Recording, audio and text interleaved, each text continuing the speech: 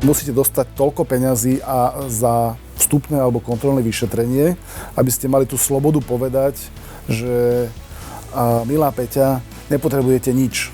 Príďte za pol roka alebo príďte za rok. Stomatológia je súčasťou zdravotníctva a v zdravotníctve je veľmi nepopulárne hovoriť o peniazoch. Nie sú z medicíny a už vôbec nie zo stomatológie a tí sa na to dívajú vyslovene cez čísla.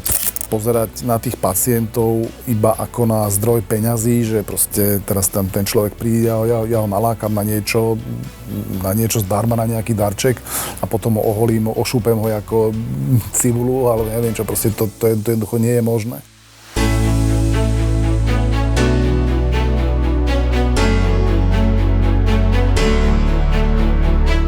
No my reagujeme naozaj najčastejšie na tú cenu, ale možno, že nevidíme vôbec tú cenu v rámci nejakých súvislostí, ktoré sa dejú ešte okolo toho samotného zákroku.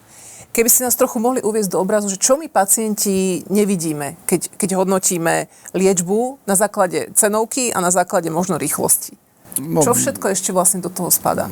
No väčšinou pacienti majú zatvorené oči, takže nevidia dokopy nič pri tom ošetrení.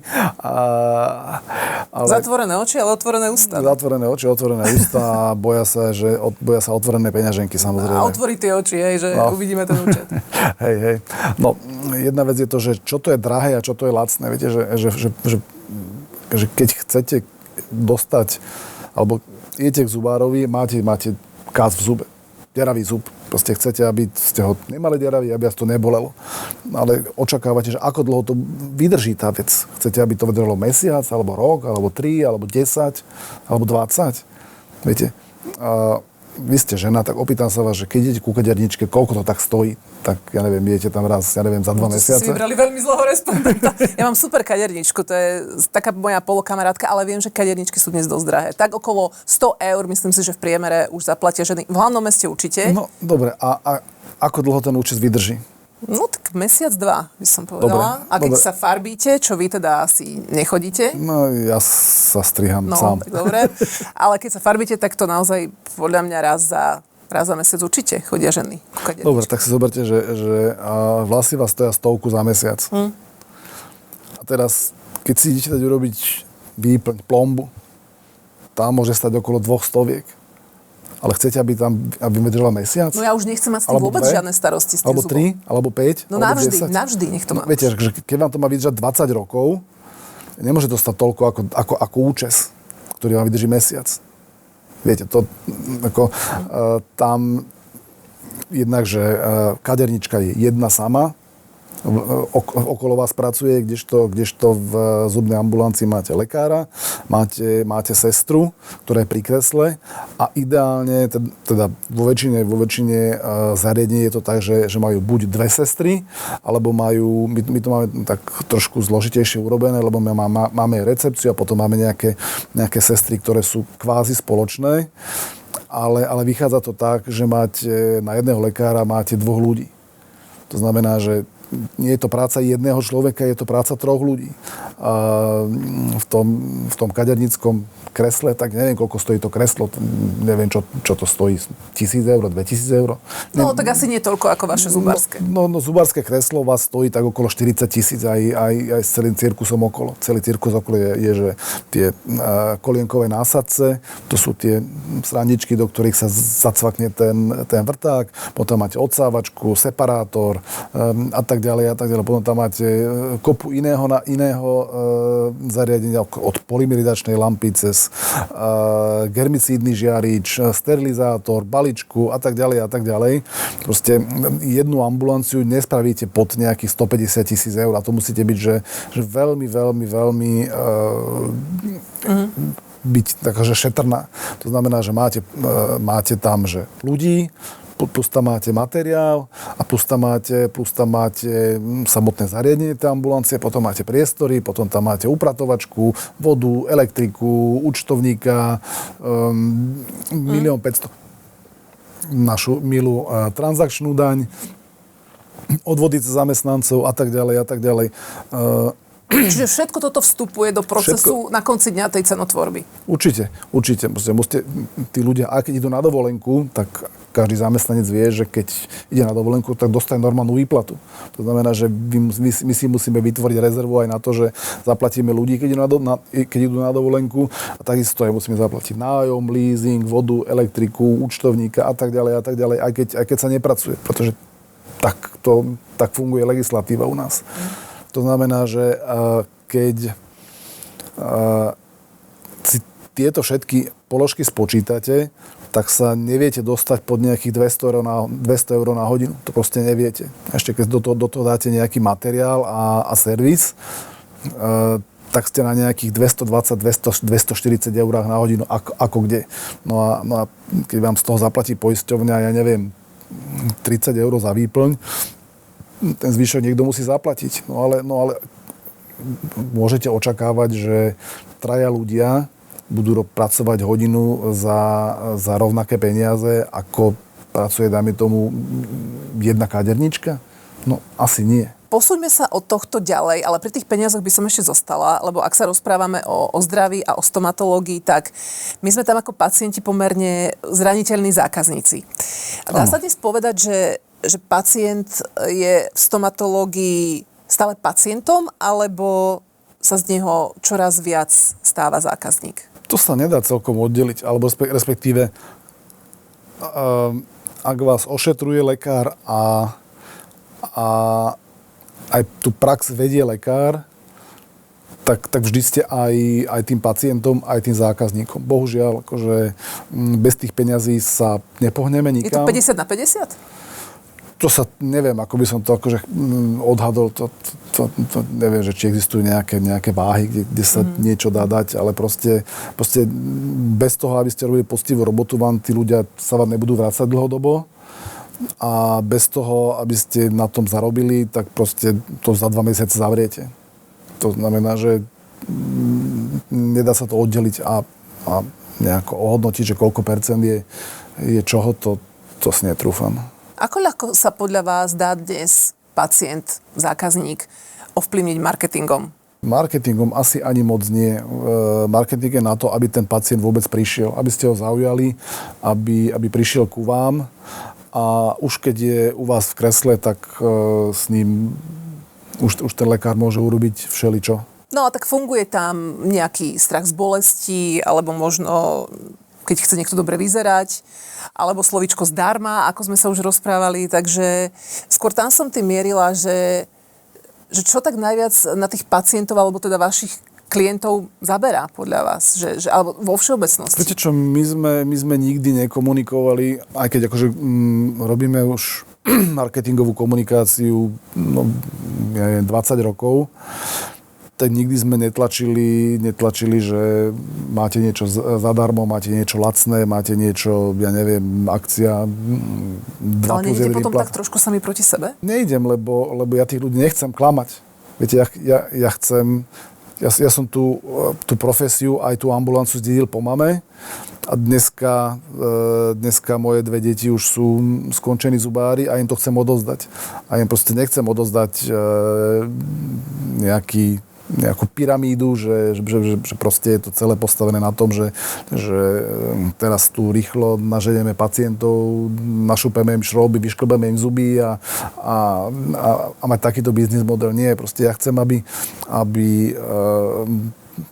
tá firma, respektíve tá klinika mala vzťah s tými ľuďmi, aby jej dôverovali, aby vedeli, že my tú prácu robíme síce za peniaze, ale nerobíme ju pre peniaze.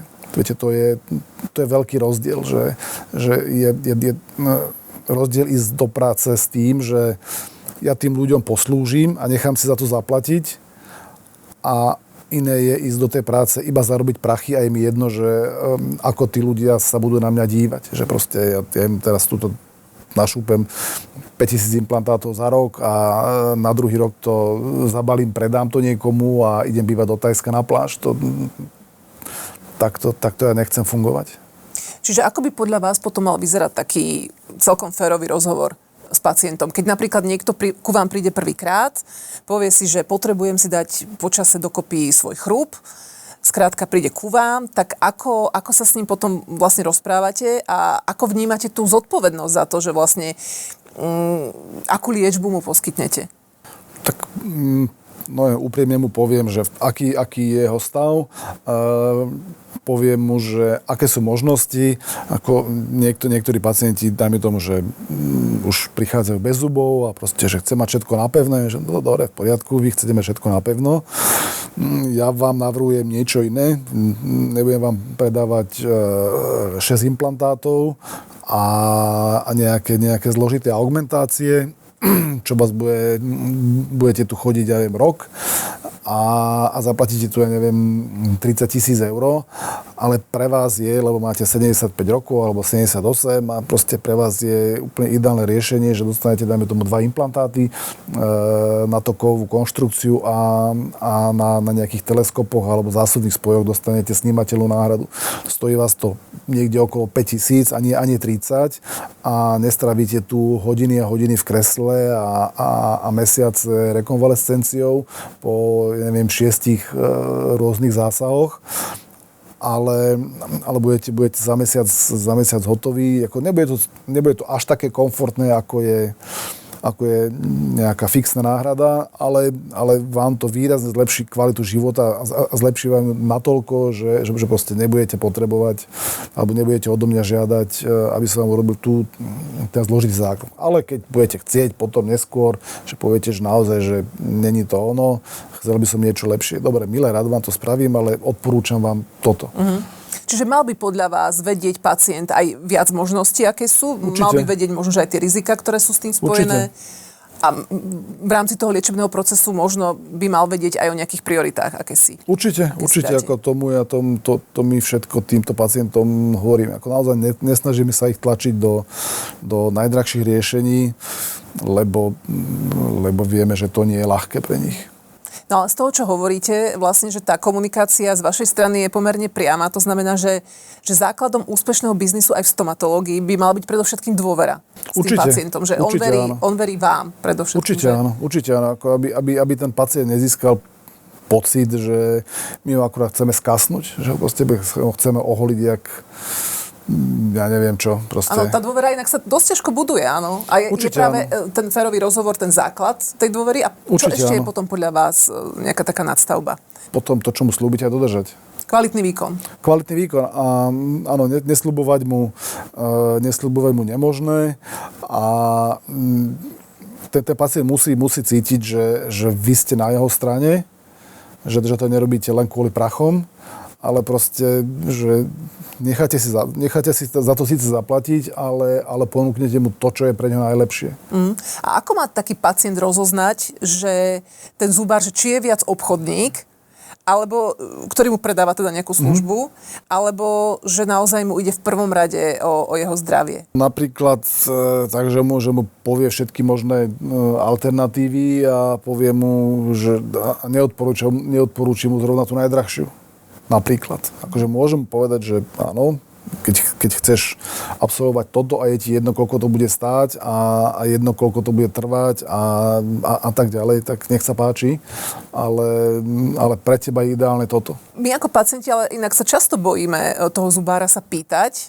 Viacerí sa možno, že ešte hanbia, alebo si povedia, že či to nebude nejaké nezdvorilé alebo neslušné, aby ja som so svojím zubárom riešil účet, alebo že koľko ma to bude stáť. Z vášho pohľadu, aké otázky by mal pacient položiť stomatológovi predtým, ako bude súhlasiť s nejakým zákrokom?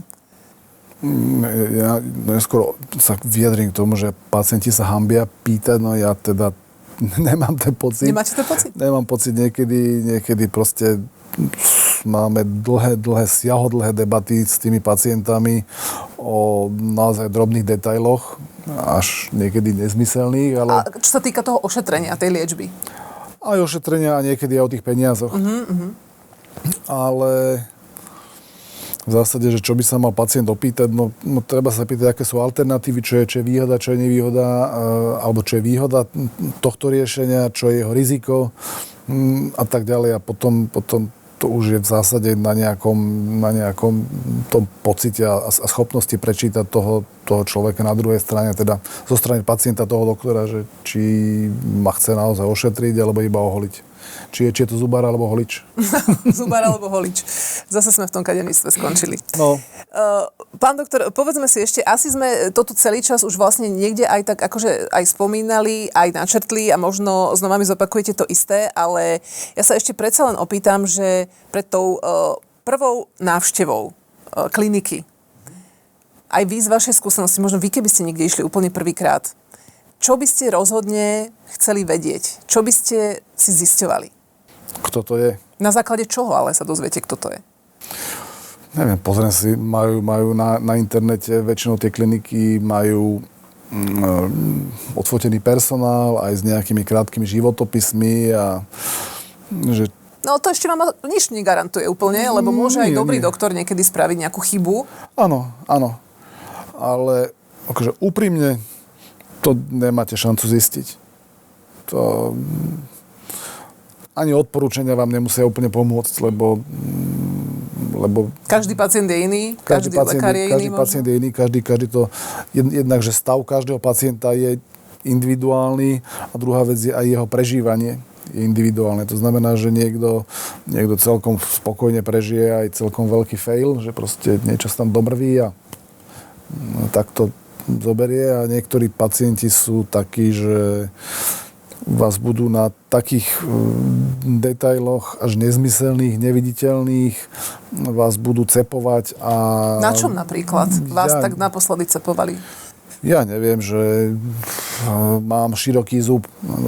Tak ukážem na šublere, že takýto zub máte aj... A chcel by mať uši, alebo? Chcel by mať uši, ale že nemôžete mať uši, alebo môžete mať uši, ale ja vám neurobím, alebo ešte predtým, jak sa o tom budeme, alebo jak sa rozhodnete, že vám ten zub zúžim v tom mostíku, tak na druhej strane na skeneri to si zmeriame, že aha, tento zub, tá istá šeska naľavo je široká, teda od 5 po 7 je široká 10 mm a od líca k jazyku je ja neviem, 7 mm. A teraz tento zub na druhej strane, na pravej strane, ktorý sme vám urobili, tak je o pol milimetra dlhší a o 1,5 mm uši, ale vy aj tak hovoríte, že ten naľavo, ten váš pôvodný, ten je dobrý, ale ten, čo sme vám urobili uši ako ten druhý, tak ešte furt sa nás dá široký. Dobre, čiže vy vlastne musíte poskytovať aj takéto prednášky zo stomatológie, ale prečo to tí ľudia chcú vedieť až takéto detaily? Zase sme pri tých peniazoch? To nie je, že chcú vedieť tie detaily, to je, že on nechce vedieť ten detail. On proste hovorí, alebo ona, že ja to cítim, že je to široké. No nie je to široké. Alebo chcem, aby ste mi robili tento zub vyšší. No ja neviem, že vám urobiť vyšší, lebo proste oproti máte zub a nezavrete ústa. Ale je hľadisko estetické alebo praktické? To je veľmi individuálne. Niektorí pacienti hovoria, že niekde majú nejaký pocit, s tým neviete nič spraviť, keď tam objektívne nič nie je. A niektorí riešia naozaj estetiku. Tak možno je tam aj to hľadisko, že tak ja si ťa tu teraz platím, tak ty teda budeš robiť to, ako ja to chcem. No, viete, že niekedy to má niečo do seba, ale dosť často je to v zásade, väčšinou sú to dámy, ktoré proste povedia, že no mne sa tie zuby nepáčia. No dobre, tak povedzte, čo sa vám nepáči. No vy to nevidíte? No ale neviem, čo ja mám vidieť. Viete, že ten zub je hrozný. No dobre, tak ale čo je hrozný? Že je dlhý, je krátky, je široký, je úzky, je hranatý, je oblý, je trojuholníkový. Nie, je hrozný. No ale čo to znamená? Viete, že je tmavý, je svetlý. No je hrozný. Viete, akože, ale tak nám prosím vás povedzte, že čo to znamená, že je hrozný. Lebo nemáte už vlastné zuby, nemáme sa ako od čoho odraziť. Je hrozný. No keď vás tak počúvam, tak na konci dňa sú to niekedy možno, že celkom poctivo zarobené peniaze. No nie niekedy. Dobre, tak na tú otázku, že teda, aké otázky by si mal položiť pacient pred prvou návštevou zubnej kliniky, sme si úplne tak exaktne neodpovedali, čo teda sme si vysvetlili prečo. Neexistuje tá odpoveď. Ale povedzme si aspoň teda, podľa čoho môže pacient spoznať taký kvalitný liečebný plán. Kvalitný liečebný plán, že je rozpísaný detailne po jednotlivých zuboch, po jednotlivých položkách, jednotlivých zákrokoch. Viete, že liečebný plán je papier. No ale vy k tomu papieru potrebujete aj nejaké vysvetlenie, nejaký pokec. No a, pardon, že či ten lekár alebo niekto z tej kliniky s tým pacientom strávi čas a mu vysvetlí jednotlivé položky, aj vysvetlí mu, že prečo to je nevyhnutné, prečo toľko to stojí, prečo je to v takomto poradí, prečo je tam takýto časový odstup a tak ďalej a tak ďalej. Proste keď vám to niekto, keď sa vám niekto strávi čas. Čiže vlastne tie položky by tam rozhodne nemali chýbať, to je jasné. No jasné. Je ešte niečo také dôležité, čo by som si v rámci toho liečebného plánu mala všímať? Ako lekár, ako pacient, ako laik, vy v zásade potrebujete vedieť, že čo sa tam ide diať, kedy a ako a aké sú tam rizika. No, lebo ja vám poviem, že aj keď si čítam tie cenníky na internete, tak ja tomu nerozumiem, že 1 plôžka, 2 plôžky, 3 plôžky, to proste nie je šanca zistiť. A hlavne ja to neviem posúdiť, že čo ja potrebujem. Samozrejme, akože preto sa nedá podľa tých cenníkov orientovať, lebo zase to je tiež taký nešvar, že je to taký marketingový krok, alebo trik, alebo ja neviem, alebo štýl, že proste dáte nejakú položku, dajme tomu, že výplň, 2 plôžky, nejakú malú sumu. Dáte ju 60 €. No ale vy viete, že to neviete urobiť za 60 €, lebo to stojí hodinu a potrebujete za to zobrať, neviem, 220. No tak proste tam potom nabalíte všelijakú bižutériu, proste taká anestéza, toto, hento, také brúsenie, takýto rozťahovák úst a ja neviem čo všetko. A na konci dňa tých 220 musíte zaplatiť, lebo to inak nevíde, proste nebudú pre vás ľudia pracovať. Akurát, že je to taký cenový háčik, že proste dáte nejakú nízku cenu a tá cena neobsahuje to, čo ten výkon vyžaduje, ale to si tam všetko dorátate extra. Potom no ale to je v tom prípade zavádzanie pacienta.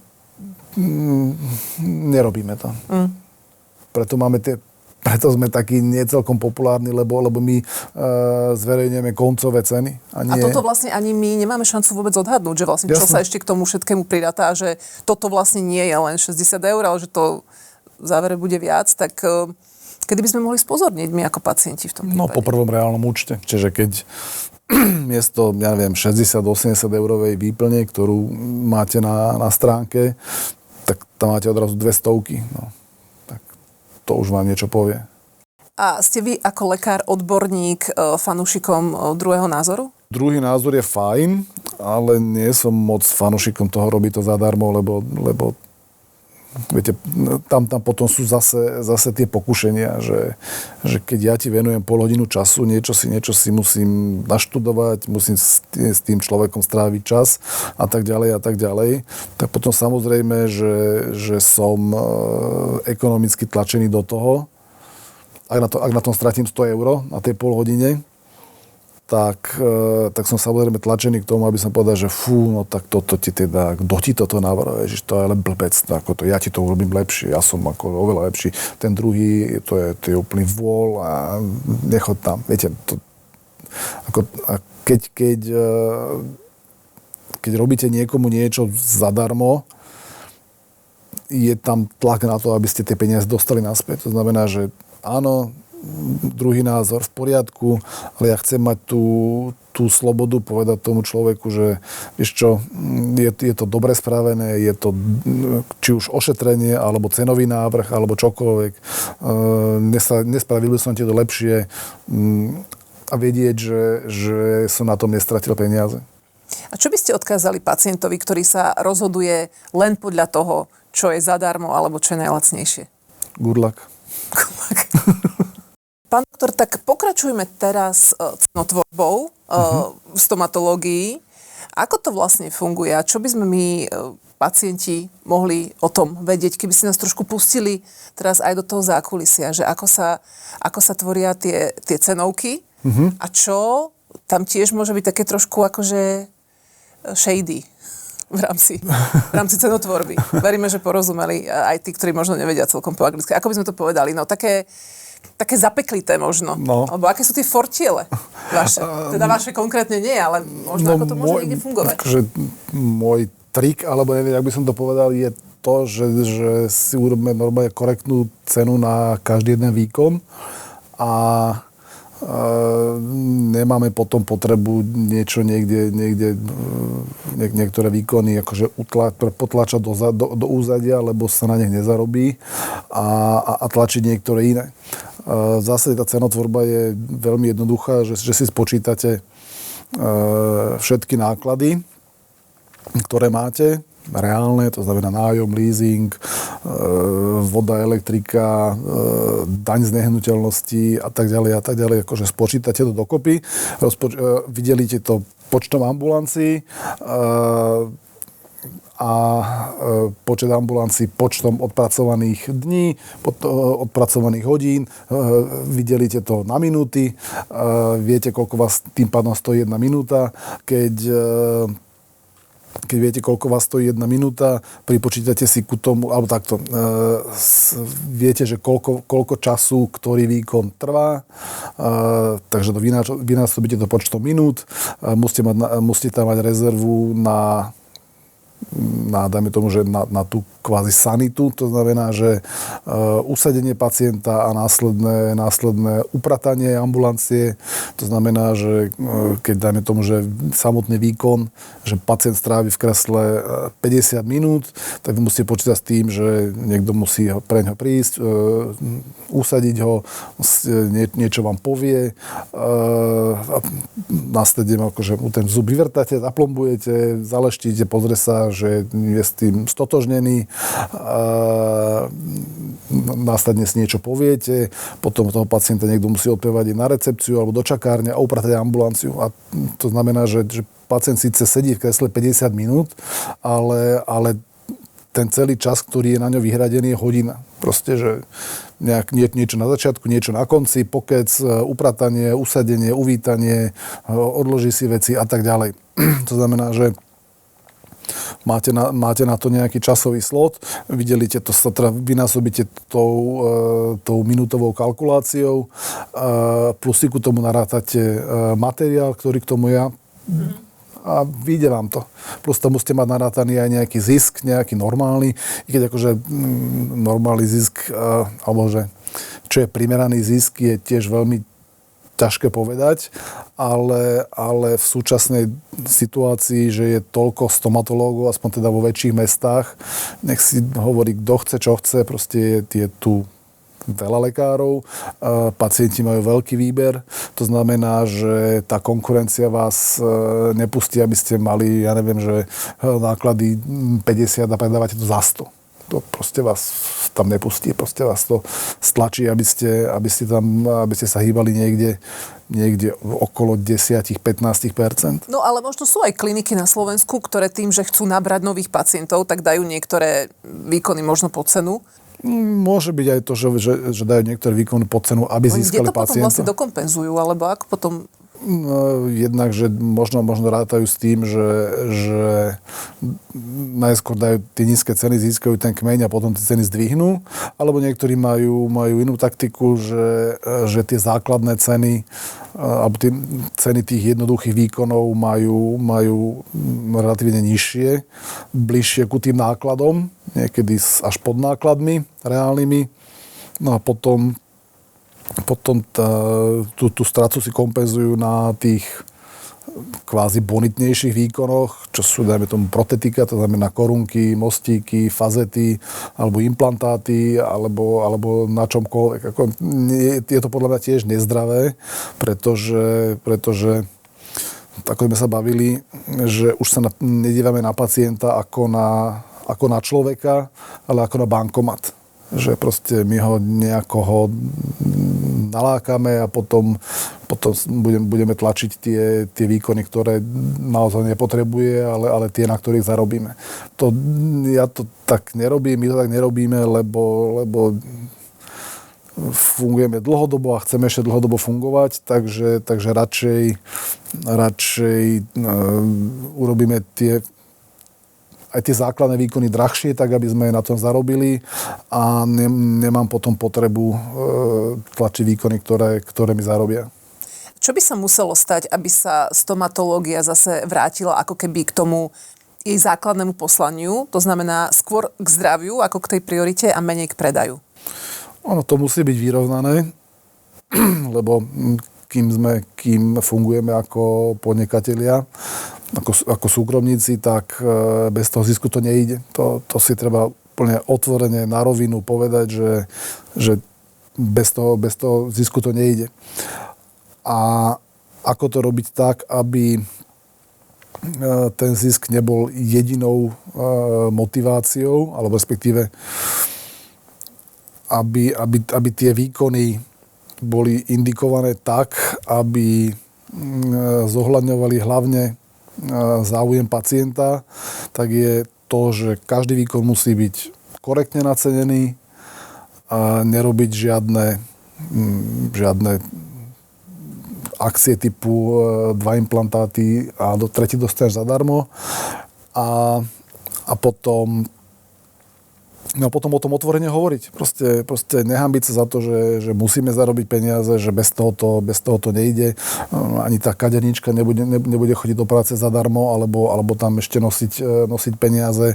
Ani murár, ani obkladač, ani právnik, ani programátor, nikto. Každý proste chce zo svojej práce zarobiť peniaze, či už je zamestnanec, alebo živnostník, alebo vlastne nejakú firmu. Každý chce na tom zarobiť peniaze. To znamená, že bez toho to nejde a treba o tom otvorene hovoriť. Ja som tu mala ešte poznačenú otázku, že čo je tá pravda, ktorú by pacienti mali počuť častejšie, ale pravdepodobne je to presne toto, čo ste pred chvíľkou spomínali. Áno, treba vedieť, že za každú prácu treba zaplatiť a keď vám niekto povie, že vám niečo dá zadarmo, tak musíte vedieť, že niekde si tie peniaze, ale niekde si to zadarmo musí vykompenzovať. To znamená, že ak zaplatíte za konzultáciu, ten človek nie je tlačený do toho, aby vám musel niečo predať. Ak by ste mali pomenovať jednu vec, pán doktor, ktorá z vášho pohľadu najviac deformuje ten trh v rámci stomatológie, tak čo by to bolo? Je to práve to slovíčko, že zadarmo? To ťažko povedať. Podľa mňa je to skôr to, že sa málo hovorí. Že sa málo otvorene hovorí o tejto téme. Potom vo verejnosti proste funguje ten narratív, že zubári sú iba zlodeji a ja neviem čo všetko, že sme nenažraní a neviem čo všetko. Proste na zubárov nie je príliš pozitívna mienka alebo pozitívny názor a je to podľa mňa do veľkej miery kvôli tomu, že sa o tom málo hovorí, málo a otvorene. A ak by si mal pacient z tohto podcastu, z tejto druhej časti konkrétne zapamätať len jednu vetu, tak čo by to podľa vás bolo? Aj z prvej a z druhej časti, že zadarmo je najdrahšie a nie sme takí bohatí, aby sme si mohli dovoliť kúpovať lacné veci. Čiže týmto vás vlastne pozývame, aby ste si vypočuli aj prvú časť nášho rozhovoru o tom, ako a prečo je deformovaný trh v stomatológii. Budeme veľmi radi. Nech sa páči. Pán doktor Alexander Šilo, ďakujem veľmi pekne za opäť zaujímavý rozhovor, za zaujímavé informácie. Ďakujem pekne. Možno sme otvorili nejakú Pandorínu skrinku, možno sme vypustili kostlivca zo skrine. Alebo džina z lampy. To uvidíme. Keď už nie z fľaše. To uvidíme, ale v každom prípade možno by bolo fajn, aby to otvorilo nejakú takú diskusiu práve o tejto téme. Určite áno, pretože tej otvorenosti a komunikácie konkrétne v tej zubarine je málo a bola by veľmi prospešná a jednak, aby sme asi nejako začali rúcať rôzne mýty a povery a neviem čo, a deformácie. No a ak sme k tomu prispeli práve v tomto momente, tak sa budeme len tešiť. Ďakujem ešte raz veľmi pekne, budem sa tešiť niekedy na budúce. Ďakujem pekne za možnosť sa to vykecať.